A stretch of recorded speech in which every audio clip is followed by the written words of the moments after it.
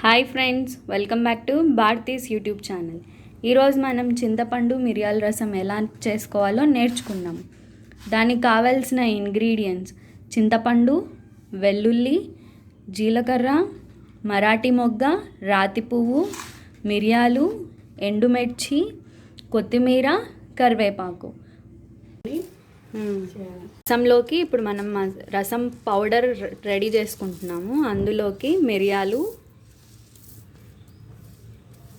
జీలకర్ర, రాతి పువ్వు, మరాఠీ మొగ్గ వేసుకొని దాన్ని పొడిగా బాగా మెత్తగా దంచుకోవాలి.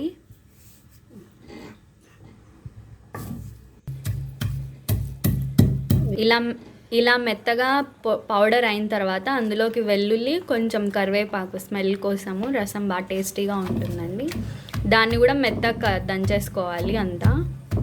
ఇలా వెల్లుల్లినంతా కచ్చా పచ్చాగా దంచుకొని పక్కన పెట్టేసుకోవాలండి. చింతపండుని ఒక హాఫ్ అన్ అవర్ నానబెట్టుకొని అందులోంటి వాటర్ అంతా ఇలా చింతపండుని నలుపుకుంటూ వాటర్ అంతా తీసేసుకోవాలి. మనకి ఎంత క్వాంటిటీ రసం కావాలి అనేది అన్ని వాటర్ పోసుకోవాలి. ఇందులోకి 1 గ్లాస్ వాటర్ పోసుకోవాలి. చింతపండులోంటి అంత పులుపు అంతా తీసేసాం కదా, ఇందులోకి 1 గ్లాస్ వాటర్. ఇందులోకి రుచికి సరిపడినంత సాల్ట్ కూడా వేసుకోవాలి. 1/2 టేబుల్ స్పూన్ పసుపు వేసుకోవాలి. ఒక గిన్నె తీసుకొని అందులోకి ఒక 4 టేబుల్ స్పూన్స్ ఆయిల్ వేసుకోవాలి. ఆయిల్ హీట్ అయ్యాక ఇందులోకి ఆవాలు, శనగపప్పు, మినపప్పు కూడా వేసుకోవాలి. ఇందులోకి వెల్లుల్లి, ఎండుమిర్చి కూడా వేసుకోవాలి. కరివేపాకు, వెల్లుల్లి ఇలా లైట్ గోల్డ్ కలర్ వచ్చేదాకా వేయించుకోవాలి.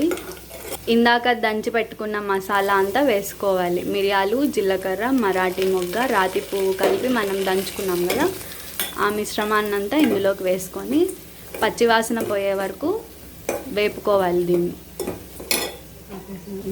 ఇప్పుడు ఇందులోకి ఇందాక కలిపి పెట్టుకున్న చింతపండు రసం అంతా వేసుకోవాలి.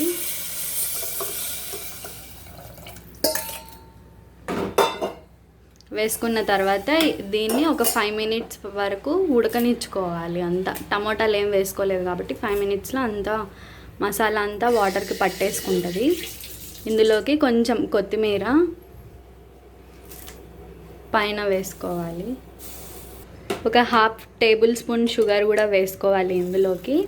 ఇందాక మనం పచ్చి కొత్తిమీర అంతా వేసుకున్నాం కదా, దాన్ని ఉడకనిస్తే కూడా ఆ స్మెల్ బాగా మంచిగా వస్తుంది రసంకి. ఇలా బాగా ఒక 2 మినిట్స్ దాకా ఎక్కువ ఉడకనివ్వాలి మంచిగా.